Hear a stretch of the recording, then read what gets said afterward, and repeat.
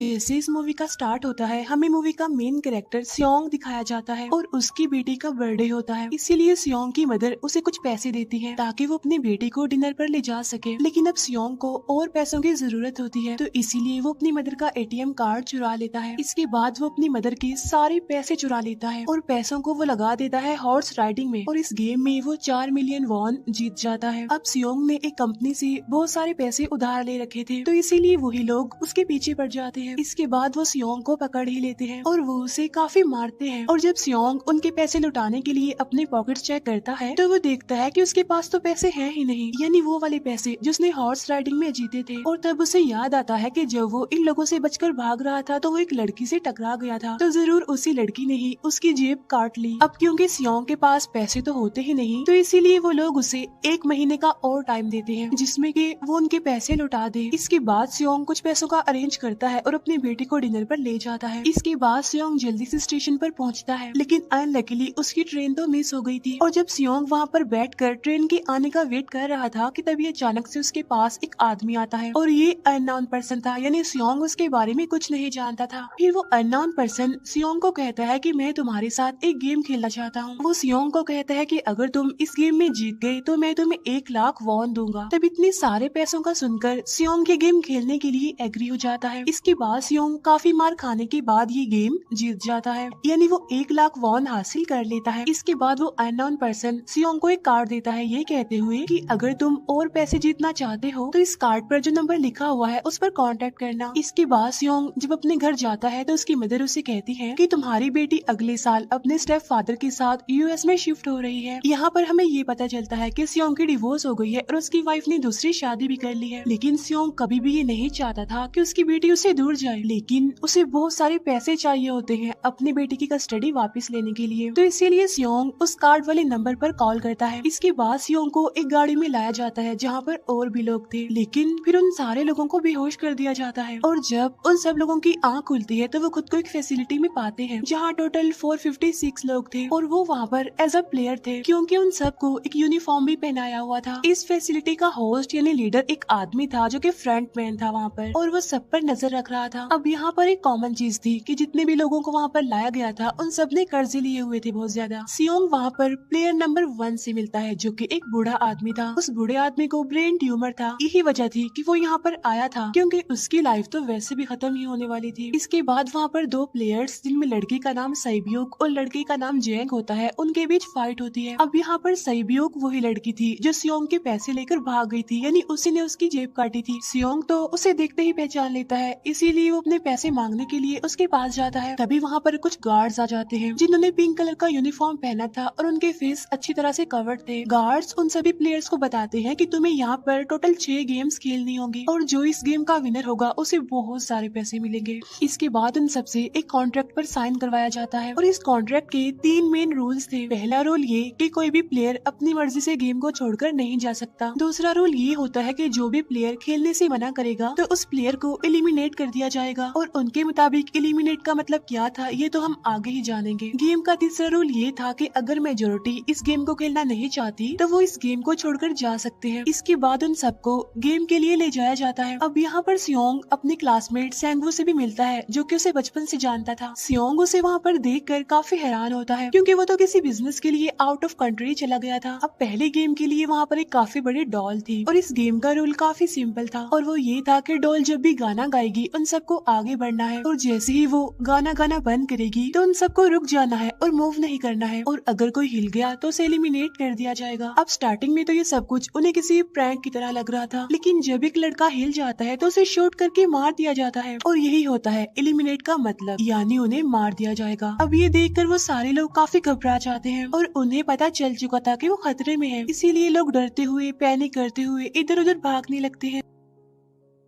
लेकिन अब क्योंकि गेम का रूल था इसीलिए जो भी हिलता है उसे मार दिया जाता है, और जितने भी सर्वाइवर होते हैं वो किसी न किसी तरह इस गेम को कंप्लीट कर ही लेते हैं। लेकिन जो लोग मर जाते हैं उनकी डेड बॉडीज को वहाँ से ले जाया जाता है, और अब 456 प्लेयर्स में से सिर्फ 255 ही रह गए थे। अब क्योंकि वो सारे प्लेयर्स इतना ज्यादा डर जाते हैं कि अब कोई भी गेम खेलना नहीं चाहता था। लेकिन जैसा कि रूल नंबर 3 था कि अगर मेजोरिटी चाहे तो वो ये गेम स्किप कर सकती है, तो इसीलिए उनका लीडर यानी फ्रंटमैन वोटिंग करवाता है। लेकिन इससे पहले उन्हें प्राइज मनी दिखाई जाती है, यानी जो विनर को मिलेगी। लेकिन इन केस अगर कोई गेम को छोड़कर चला जाएगा तो ये सारे पैसे मरे हुए प्लेयर्स की फैमिलीज को मिल जाएंगे और ये prize money total 45 billion won होती है। इसके बाद वोटिंग करवाई जाती है जिसमें मेजोरिटी इस गेम को खेलना नहीं चाहती थी, तो इसीलिए गेम को यहीं पर स्टॉप कर दिया जाता है। लेकिन अगर कभी फ्यूचर में वो लोग चाहें तो इस गेम को रीज्वाइन कर सकते हैं। इसके बाद सभी लोगों को उनके घरों पर छोड़ दिया जाता है। नेक्स्ट डे सियोंग पुलिस स्टेशन जाता है और वहाँ पर वो पुलिस को सारी बात बता देता है, लेकिन उन लोगों को सियोंग की बातों पर यकीन नहीं होता और उल्टा वो लोग उसे पागल समझने लग जाते हैं। इसके बाद सियोंग उन्हें वही वाला कार्ड दिखाता है, लेकिन हैरान कर देने वाली बात तो ये है कि उस पर जो नंबर था वो रॉन्ग था। इसके बाद सियोंग जब घर जाता है तो उसकी मदर वहाँ पर नहीं होती। उधर सियोंग का क्लासमेट सेंगवू अपनी मदर को छुप कर देख रहा होता है और तभी वहाँ पर सियोंग भी आ जाता है। यहाँ पर सेंगवू अपसेट होते हुए सियोंग को बताता है कि मेरे ऊपर 6 बिलियन का कर्ज है। वो बताता है कि मैंने क्लाइंट्स के पैसे लेकर स्टॉक मार्जिन में लगा दिए थे, लेकिन अनलकीली वो सारे पैसे डूब गए। और तभी सियोंग के पास हॉस्पिटल से कॉल आती है। सियोंग की मदर का पाँव काफी इंजर्ड था, लेकिन डायबिटीज का ट्रीटमेंट न होने की वजह से उनकी चोट और ज्यादा बढ़ गई। तब डॉक्टर सियोंग को बताते हैं कि तुम्हारी मदर का ट्रीटमेंट हो सकता है, लेकिन इसके लिए हमें इनका पाँव काटना होगा। लेकिन इस ऑपरेशन में बहुत सारे पैसे लगने वाले थे, लेकिन जाहिर सी बात है सियोंग के पास इतने पैसे तो होते नहीं। इवन उसने तो अपनी मदर के इंश्योरेंस के पैसे भी उड़ा दिए थे। तब इसीलिए सियोंग पैसे मांगने के लिए अपनी वाइफ के पास जाता है, लेकिन उसकी वाइफ उसे पैसे देने से इनकार कर देती है। फिर उसकी वाइफ अपने हस्बैंड को बताती है कि सियोंग आया था पैसे मांगने के लिए, और तभी उसका हस्बैंड सियोंग को पैसे देने आता है। साथ साथ उसे ये भी कहता है कि मेरी फैमिली से दूर रहो, लेकिन सियोंग उसे मारने लगता है और तभी उसकी बेटी भी वहाँ पर आ जाती है। इसके बाद सियोंग का एक फ्रेंड अपने बॉस के पास पैसे मांगने जाता है, लेकिन उसका बॉस उसे पैसे देने से मना कर देता है, तो इसीलिए उन दोनों के बीच फाइट होने लगती है। इस फाइट के दौरान उसके बॉस का हाथ मशीन में आ जाता है, तो मौके का फायदा उठाकर सियोंग का फ्रेंड पैसे लेकर वहाँ से भाग जाता है। फिर इसके बाद सियोंग का फ्रेंड अपने घर आकर अपनी वाइफ को कहता है कि पहली फ्लाइट लो और जाओ यहाँ से। इसके बाद सईब्यूक एक एजेंट से मिलती है, क्योंकि उसने अपनी मदर को नॉर्थ एरिया से साउथ एरिया में लाना था। सईब्यूक वही लड़की जिसने सियोंग की जेब काटी थी, लेकिन यहाँ अपनी मदर को लाने के लिए सईब्यूक को बहुत सारे पैसों की जरूरत थी। अब सईब्यूक का एक छोटा भाई भी होता है जिससे उसने प्रॉमिस किया होता है कि मैं मदर को जरूर ले आऊंगी। इसके बाद हमें एक ऑफिसर दिखाया जाता है और इस ऑफिसर का भाई कुछ टाइम से मिसिंग था, इसीलिए वो ऑफिसर अपने भाई के घर जाता है, जहाँ उसे पता चलता है कि उसका भाई तो पिछले कुछ दिनों से अपने घर पर भी नहीं आया। और जब वो ऑफिसर घर को चेक कर रहा होता है तो उसे एक कार्ड मिलता है वहाँ पर, और इस ऑफिसर ने सेम ऐसा ही कार्ड पुलिस स्टेशन में सियोंग के पास भी देखा था, तो इसीलिए वो ऑफिसर सियोंग के पास जाकर उसे इस बारे में पूछता है, लेकिन सियोंग उसे कुछ नहीं बताता। इसके बाद सियोंग जब अपने घर जाता है तो उसे वो कार्ड दोबारा मिल जाता है वहाँ पर। अब सियोंग डिसाइड करता है कि वो दोबारा से उस गेम को ज्वाइन करेगा, इसीलिए सभी प्लेयर्स को एक शिप के पास ले जाया जाता है। इधर ही वो ऑफिसर भी गाड़ियों का पीछा करते हुए उस शिप तक आ जाता है। वो एक गार्ड को मारकर उसे पानी में फेंक देता है। इसके बाद उन सभी प्लेयर्स को एक आइलैंड पर मौजूद फैसिलिटी में लाया जाता है। अब यहाँ पर उन्हें जरा भी अंदाजा नहीं था कि अगला गेम कौन सा होगा और उसे कैसे खेला जाएगा। इसके बाद वो लोग अपनी अलग अलग टीम्स बना लेते हैं। रात को सईब्यूक और उसकी फीमेल फ्रेंड वॉशरूम जाते हैं। यहाँ पर सईब्यूक गार्ड्स की नजरों से बचते हुए उस फैसिलिटी को एक्सप्लोर करने लगती है। तभी वो देखती है कि गार्ड्स बड़े बड़े बर्तनों में कुछ बना रहे हैं,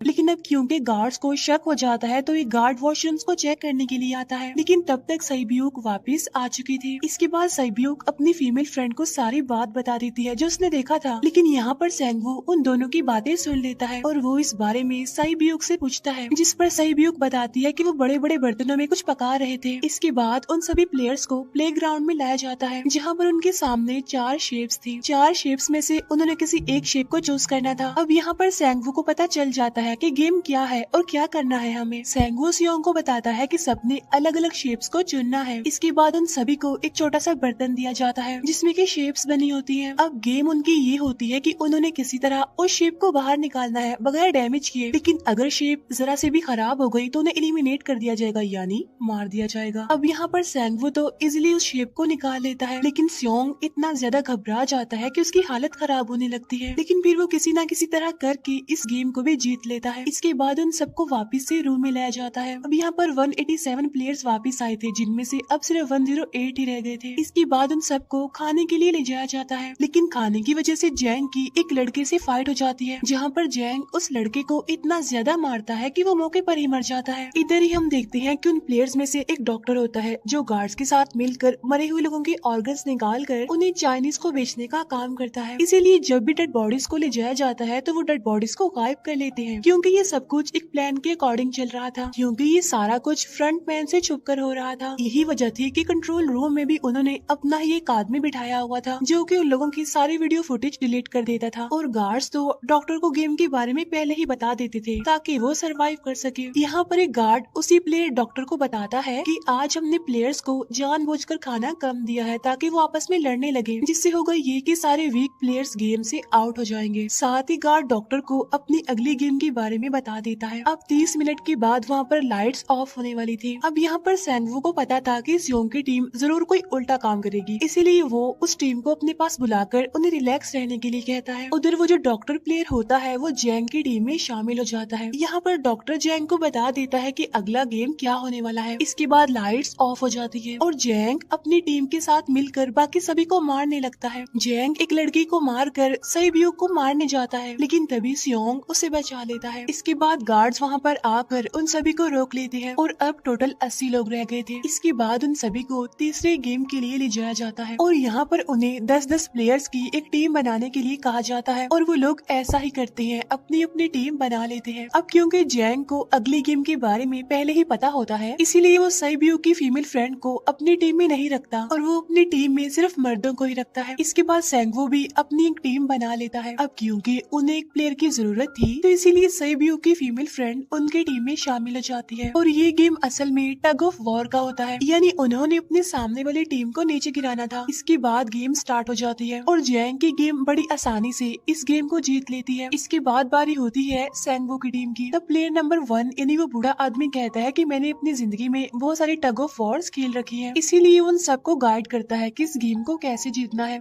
तो इसीलिए वो लोग किसी न किसी तरह करके इस गेम को जीत जाते हैं। फिर दिखाया जाता है कि 30 मिनट के बाद दोबारा से लाइट्स ऑफ हो जाएंगी, जिस पर सैंगवू उन सबको कहता है कि रेडी रहना। तो इसीलिए वो डिसाइड करते हैं कि एक एक करके हम पहरा देंगे। अब जैंग की टीम में एक से बढ़कर एक चालाक प्लेयर था, तो इसीलिए जैंग को डर होता है कि कहीं उसकी टीम उसे ही साइड पर ना लगा दे, यानी उसे ही अपने रास्ते से ना हटा दे।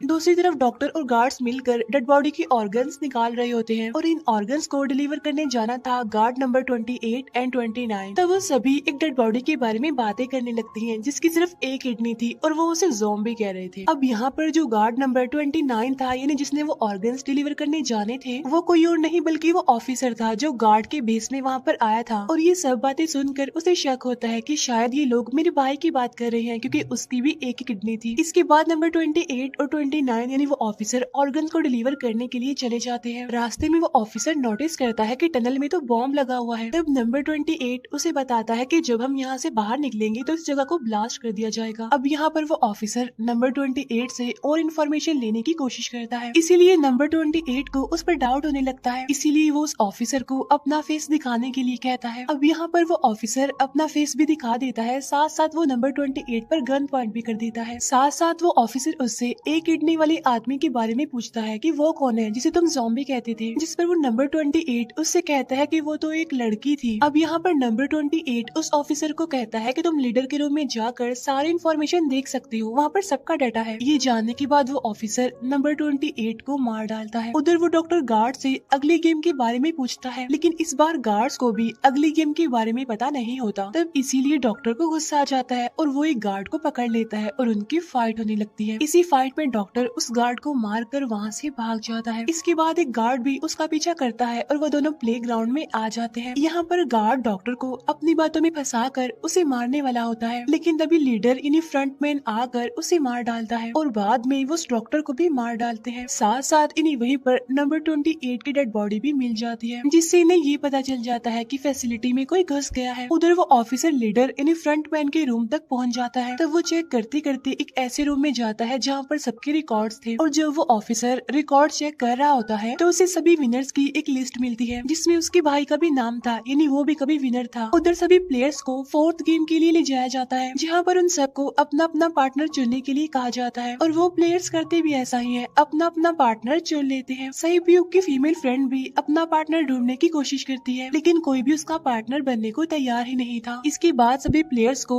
10-10 मार्बल्स दिए जाते हैं। असल में ये गेम ऐसी होती है कि एक प्लेयर को अपने पार्टनर से सारे मार्बल्स लेने होते हैं बगैर कोई जोर जबरदस्ती किए, और जो दूसरा पर्सन होगा यानी जिसके पास मार्बल्स नहीं होंगे उसे मार दिया जाएगा। फिर सैंगवू और सियोंग का फ्रेंड ऑड और इवन का गेम खेलते हैं जिसमें कि उन्होंने गेस करना था कि सामने वाले के हाथ में कितने मार्बल्स हैं। अब यहाँ पर सियोंग का फ्रेंड सैंगवू के सारे मार्बल्स जीत जाता है जिसकी वजह से लास्ट में सैंगवू के पास सिर्फ एक ही मार्बल बचता है। अब क्योंकि सैंगवू को पता चल चुका था कि अब वो बच नहीं पाएगा, इसीलिए वो सियोंग के फ्रेंड को अपनी बातों में फंसाकर उसे ये यकीन दिलाता है कि अगर हम में से कोई भी हार गया तो हारे हुए लोगों का मैच दोबारा करवाया जाएगा। अब यहाँ पर सैंगवू धोखे से सियोंग के फ्रेंड के सारे मार्बल्स चेंज कर देता है। इसके बाद सैंगवू मार्बल्स लेकर गार्ड को दे देता है और वहाँ से बाहर चला जाता है। और जब सियोंग का फ्रेंड मार्बल चेक करता है तो वहाँ पर पत्थर होते हैं। उधर प्लेयर नंबर 1 यानी उस बूढ़े आदमी की हालत खराब हो रही थी, इसीलिए वो तो इधर उधर घूम रहा था लेकिन सियोंग किसी तरह उसे खेलने के लिए एग्री कर लेता है। अब यहाँ पर वो दोनों यानी वो बूढ़ा आदमी और सियोंग भी इवन आउट खेलते हैं। अब इनमें से वो बूढ़ा आदमी सियोंग के सारे मार्बल्स जीत जाता है लेकिन लास्ट राउंड में वो बूढ़ा आदमी भूल जाता है कि उसने क्या चूज किया था। तो यहाँ पर सियोंग उसी बातों में फंसा कर उसके सारे मार्बल्स ले लेता है। लेकिन यकीन मानिए कि वो बूढ़ा आदमी काफी चालाक था, उसने एक मार्बल अपने पास ही रखा हुआ था और वो दोबारा से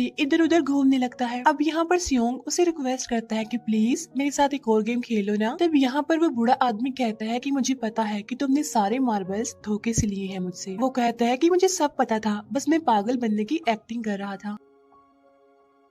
तभी ये सुनकर सियोंग को उस पर तरस आ जाता है और वो उसे ही सारे मार्बल्स दे देता है। उसके बाद सहीब्यूक और उसकी फीमेल फ्रेंड भी गेम खेल रहे होते हैं। उनकी गेम ये होती है कि जो मार्बल्स को दीवार के ज्यादा करीब फेंकेगा वही जीतेगा। पहले सहीब्यूक अपने मार्बल्स फेंकती है लेकिन जब सहीब्यूक की फ्रेंड की बारी आती है तो वो अपने सारे मार्बल्स फेंक देती है। लेकिन जब सहीब्यूक ये देख लेती है तो वो अपने फ्रेंड को दोबारा फेंकने के लिए कहती है, जिस पर उसकी फ्रेंड कहती है कि नहीं सहीब्यूक, मैं बिल्कुल अकेली हूँ, मेरे पीछे तो कोई भी नहीं है, लेकिन अगर तुम्हें कुछ हो गया तो ये अच्छी बात नहीं है, तुम्हारे पीछे तुम्हारा छोटा भाई है, तुम्हारा वेट कर रहा है वो। और इसी वजह से सहीब्यूक की फ्रेंड को मार दिया जाता है। इसके बाद उन सबकी डेड बॉडीज को वहाँ से ले जाया जाता है। इसके बाद वो सब वापिस से रूम में आ जाते हैं। यहाँ पर जैंग देखता है कि सहीब्यूक की वो वाली फ्रेंड तो अभी तक जिंदा है जो कि बड़ी आराम से बैठी हुई थी। अब यहाँ पर हमें पता चलता है कि सहीब्यूक की ये वाली फ्रेंड जैंग की भी फ्रेंड थी, लेकिन अब क्योंकि उन दोनों के बीच किसी बात को लेकर क्लैश चल रहा था तो इसीलिए जैंग की वो फ्रेंड उसे बुली करने लगती है। इसके बाद फ्रंटमैन को एक डेड बॉडी के पास उस ऑफिसर का आईडी कार्ड मिल जाता है। तभी फ्रंटमैन को पता चलता है कि उसके सारे वीआईपीज आ चुके हैं, तो इसीलिए फ्रंटमैन उन्हें लेने के लिए चला जाता है। फिर सारे वीआईपीज को उनके रूम में लाया जाता है। इसके बाद फ्रंटमैन वीआईपीज के आने के बारे में एक और आदमी को जाकर बताता है और यही आदमी मेन होता है। और ये कौन होता है हम ये आगे जानेंगे। फिर नेक्स्ट डे उन सबको 5वें गेम के लिए लाया जाता है जहाँ पर 1 से लेकर 16 तक नंबर पड़े होते हैं और वो सभी प्लेयर्स अपना अपना नंबर ले लेते हैं। नंबर का मतलब ये था कि जो नंबर भी एक प्लेयर पर आएगा उसके मुताबिक ही उसकी बारी आएगी। अब यहाँ पर लास्ट में पहला और आखिरी नंबर रह जाता है यानी 1 और 16। तो यहाँ पर सियोंग कंफ्यूज हो जाता है कि उसे कौन सा नंबर चूज करना चाहिए। अगर उसने पहला नंबर लिया तो वो फंसेगा और मरेगा क्योंकि उसे नहीं पता कि गेम क्या है, और अगर लास्ट नंबर लेगा तो क्या पता उसकी बारी ही ना आए, टाइम कम रह जाए। और तभी वहाँ पर एक आदमी आ जाता है और वो सियोंग को कहता है कि मुझे पहला नंबर चाहिए क्योंकि मैं अपनी जिंदगी में कभी भी फर्स्ट नंबर पर नहीं आया। फिर इसके बाद उन्हें गेमिंग रूम में लाया जाता है। अब इस गेम का रूल ये होता है कि दिए हुए टाइम में उन्हें ब्रिज की दूसरी साइड पर जाना है। अब इसके बीच में 2 तरह के ग्लास लगे होते हैं, एक तो होता है आम ग्लास और एक होता है टेम्पर्ड ग्लास। आम ग्लास पर पाँव रखते ही वो टूट जाएगा और वो लोग नीचे गिर जाएंगे। इसके बाद गेम स्टार्ट हो जाता है और वो लोग एक एक करके मरने लगते हैं। फिर एक टाइम ऐसा आता है जब जैंग सबके सामने होता है और वो आगे ही नहीं बढ़ रहा होता। अब उनके पास एक ही रास्ता था, या तो वो आगे जाए या सारे ही मर जाएं। और तभी जैंग के सामने उसकी वही फ्रेंड आ जाती है जो उसे बुली कर रही थी और वो वो जैंग को कहती है कि मैंने तुम्हें कहा था कि जिस दिन तुमने मुझे धोखा दिया मैं तुम्हें मार दूंगी। इसके बाद वो जैंग को पकड़ लेती है और उसे लेकर नीचे कूद जाती है, जिसकी वजह से उन दोनों की मौत हो जाती है। अब वहाँ पर एक आदमी था जो कि ग्लास कंपनी में काम करता था और उसे पता था कि टेम्पर्ड ग्लास कौन सा है, लेकिन जब फ्रंट मैन को इस बात का पता चल जाता है तो वो लाइट्स ऑफ करवा देता है ताकि वो ग्लास को पहचान ही ना पाए। अब लास्ट में एक ही स्टेप बचता है और उनके पास तो टाइम भी नहीं था, इसीलिए सेंगवू उस आदमी को धक्का दे देता है। तो यहाँ पर सेंगवू, सियोंग और सैब्यूक ब्रिज को पार कर लेते हैं, लेकिन ग्लास टूटने की वजह से उन्हें काफी चोट लग जाती है, खास तौर पर सैब्यूक को।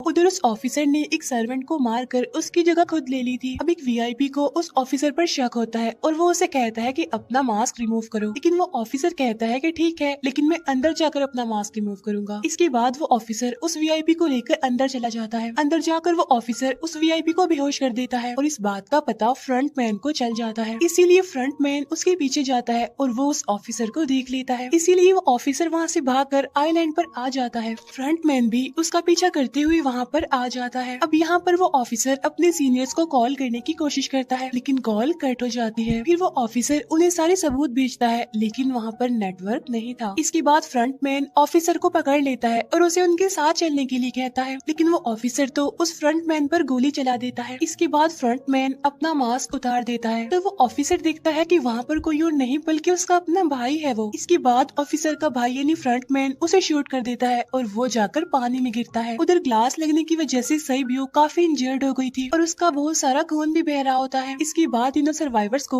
डिनर के लिए ले जाया जाता है और उनके पास एक एक नाइफ भी रख दिया जाता है, मतलब रात में उन तीनों में से कोई भी एक दूसरे को मार देगा। तभी सियोंग नोटिस करता है कि सैब्यूक की हालत काफी खराब है, इसीलिए वो सैब्यूक को कहता है कि फिक्र मत करो, हम दोनों साथ हैं और इस गेम में हम दोनों मिलकर सेंगवू को हरा देंगे। इसके बाद हम दोनों यहाँ से बाहर निकल जाएंगे और पैसों को आधा आधा डिवाइड कर लेंगे। सैब्यूक उसे बताती है कि मेरा एक छोटा भाई है जिसे मैं ऑर्फनेज में छोड़कर आई हूँ और अगर हम दोनों में से कोई भी जिंदा बचकर बाहर जाएगा तो उसे उन दोनों की फैमिलीज का ख्याल रखना होगा। अब सैब्यूक की हालत काफी खराब थी, उसे डॉक्टर की जरूरत थी, इसीलिए सियोंग कोई मदद लाने के लिए जाता है, लेकिन जब तक वो वापस आता है तब तक सेंगवू सैब्यूक को मार चुका था। फिर नेक्स्ट डे उन दोनों को गेम नंबर 6 यानी लास्ट गेम के लिए ले जाया जाता है। गेम का रूल बड़ा ही सिंपल था कि मार दो या मर जाओ और इस गेम का नाम होता है स्क्विड गेम। इसके बाद गेम स्टार्ट हो जाती है और उन दोनों के बीच काफी फाइट होती है, लेकिन लास्ट में सेंगवू की हालत खराब होने लगती है। तभी सियोंग कहता है कि मैं इस गेम को रोकना चाहता हूँ और तभी सियोंग सेंगवू को उसके साथ चलने के लिए कहता है, लेकिन सेंगवू तो अपने आप को ही मार डालता है, जिसकी वजह से सियोंग गेम जीत जाता है। फिर फ्रंट मैन सियोंग को कहता है कि तुम बहुत अच्छा खेले, लेकिन मुझे इसकी उम्मीद नहीं थी। इसके बाद सियोंग को उसके घर पर छोड़ दिया जाता है और उसके पास एक एटीएम कार्ड भी था और जब सियोंग उस एटीएम कार्ड को जाकर चेक करता है तो वो दिखता है कि सारे पैसे उसके अकाउंट में भेज दिए जाते हैं। इसके बाद सियोंग अपने घर जाता है, लेकिन तब तक उसकी मदर की डेथ हो जाती है। इसके बाद हमें 1 साल बाद का सीन दिखाया जाता है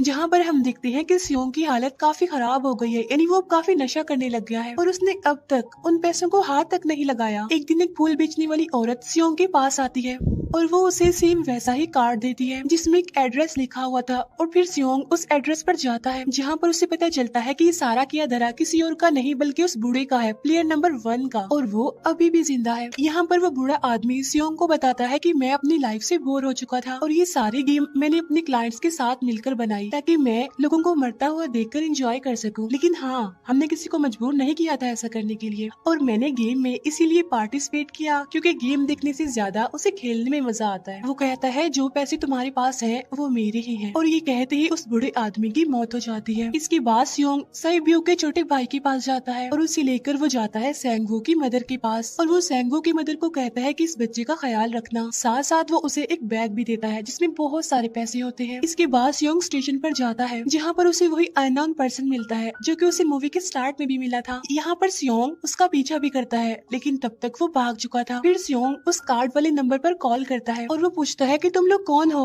और लोगों के साथ ऐसा क्यों कर रहे हो, क्यों खेल रहे हो लोगों की जिंदगी से। लेकिन आगे से उसे रिस्पॉन्स आता है कि सियोंग, अगर तुमने जिंदा बचना है तो प्लेन में चढ़ जाओ। और इसी के साथ ही मूवी यहीं पर एंड हो जाती है। Thank you for watching.